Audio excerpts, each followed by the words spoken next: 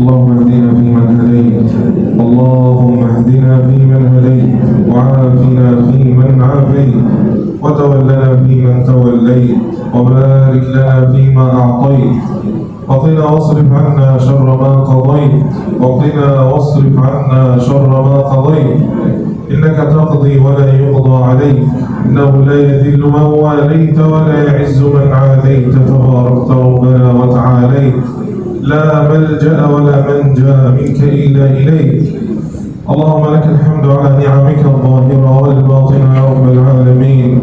اللهم لك الحمد على نعمك الظاهرة والباطنة يا رب. أوزعنا أن نشكر نعمتك التي أنعمت علينا وعلى والدينا، وأن نعمل صالحا ترضاه، وأدخلنا برحمتك في عبادك الصالحين.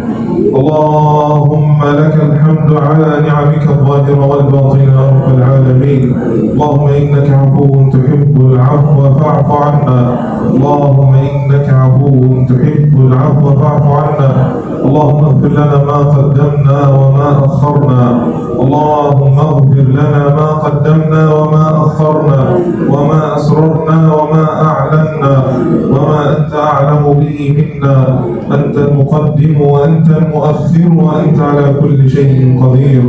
اللهم إنا نسألك بأسمائك الحسنى وصفاتك العلى أن تعتق رقابنا من النار.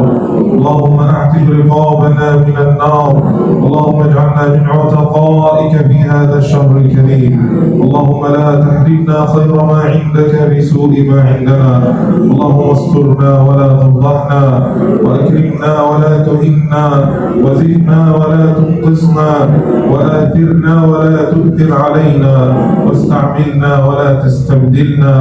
ربنا آتنا في الدنيا حسنة وفي الآخرة حسنة وقنا عذاب النار. ربنا اصرف عنا عذاب جهنم إن عذابها كان غراما، إنها ساءت مستقرا ومقاما. ربنا هب لنا من أزواجنا وذرياتنا قرة أعين واجعلنا للمتقين إماما. اللهم بارك لنا في ذرياتنا واجعلهم قرة عين لنا في الدنيا والآخرة.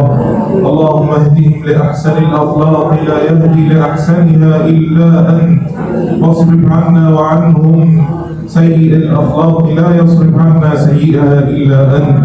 اللهم جنبنا واحفظنا ونجنا من الفتن والفواحش ما ظهر منها وما بطن. ربنا هب لنا من أزواجنا وذرياتنا قرة أعين واجعلنا للمتقين إماما. اللهم اكفنا بحلالك عن حرامك، وأغننا بفضلك عمن سواك.